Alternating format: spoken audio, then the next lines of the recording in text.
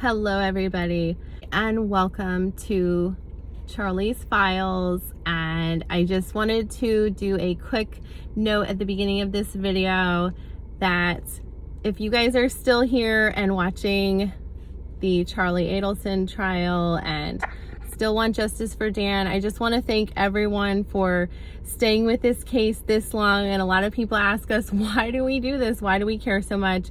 I think this is just a case of high interest. I think this is a case that needs attention, and I think that in Florida we can get access to these files. So those are some reasons that we keep following this case and want justice for Dan. Everyone who has been following this case from the beginning, big shout out to all of you. And I remember seeing something on Only Murderers in the Building, and and it was something like, Selena Gomez said, "I'm so tired of all this death. I wish that, why don't we just go back to being boring?" And then Martin Short says, "I'd rather be dead than boring." So at least, guys, we are continuing just like they are continuing their podcast on that show. It just made me think of you guys and how everyone is just so dedicated. But let's just get right into Charlie's Files, and I'll send it to that clip right now.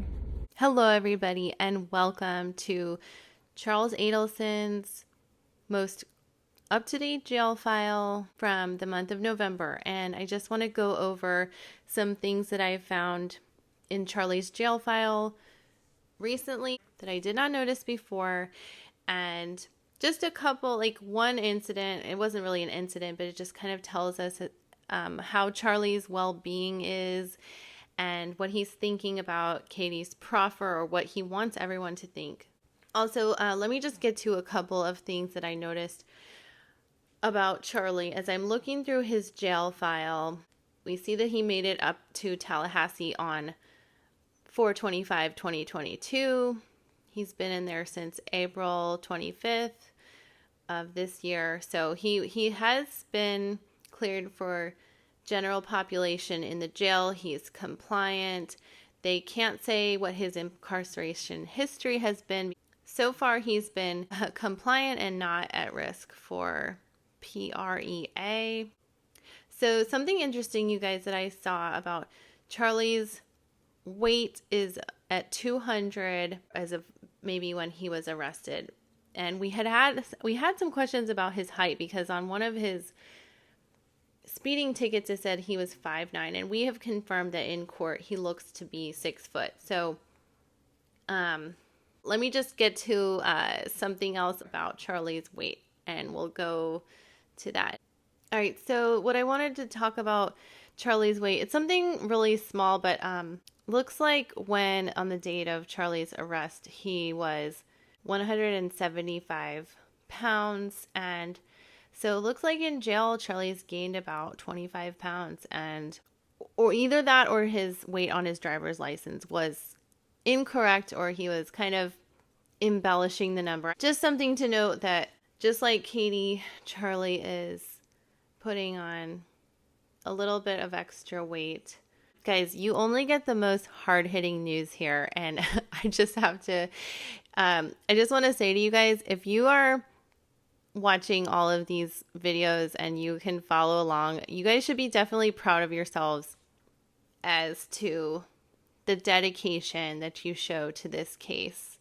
And I want you to know that I am very impressed with everyone who keeps up and continues the fight of justice for Dan Markel.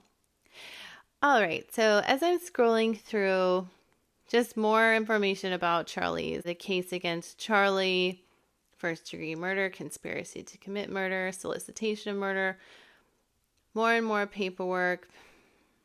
This Charlie's file is 228 pages so far. There's something coming up about him being put into general population, and Charlie requested that in October of this year. So Charlie had no rings or watches or necklaces on, no wallet, no purse. So it means he left everything, all of his credit cards and IDs back at his place in Fort Lauderdale. He had no money on him. I guess this zero funds means he had no money on him. That's what I'm guessing, guys. If you know different, let me know, because I think I had said Katherine had no funds, like no one was giving her money. That might not be true. We are learning as we go, you guys. Okay, he was issued a mattress, blanket, pillow. All right. Okay, so guys, we're getting to Charlie's first request form. This was on 10/27/2022. And he was asking for a size 11 to 12. He was writing sandal, and then he wrote shoe. My right shoe is torn.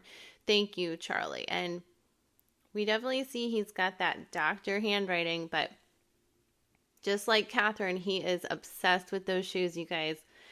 Just can't get enough. But he seems maybe a little bit more honest than Katie, not making so many requests and demands right up front like Katie did. Katie was making a request almost every single day. So this is the first one I've seen from Charlie, that his shoe might very well be broken, asking for another one. All right, so this was the most important thing I wanted to show you guys. On 11/17 of 2022 at 10:06 a.m. And mind you that the news of Katie's proffer broke on the 16th of November. Inmate was given his MP3 player this morning, and I spoke with him and asked how he was doing mentally with his upcoming case and being incarcerated for the first time during the upcoming holiday season. Adelson told me that he was doing fine, that he had a friend that had died Sunday, and that he sent in a sick call to try to get something to help him sleep.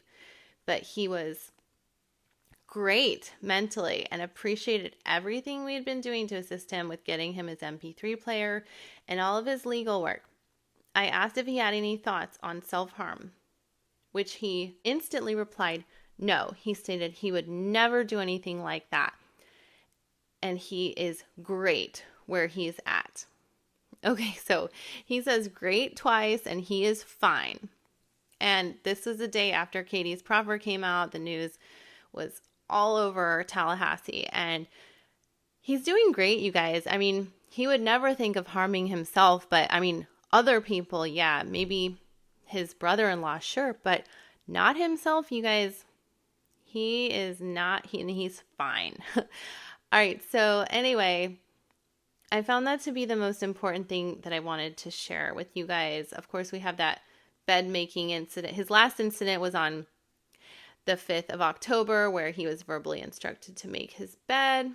Charlie's not getting into trouble, you guys. It seems like then this other one on the same day of November 17th, he says, defendant file review. Defendant is adjusting well through conversations. There are no noted incidents to report during this review period. Defendant does not have any scheduled court dates at this time. Defendant file will be reviewed in 30 days to check for any noted incidents. So guys, Charlie wants us to know he's doing fine, but according to his phone call records, he's making a ton of calls to his lawyers.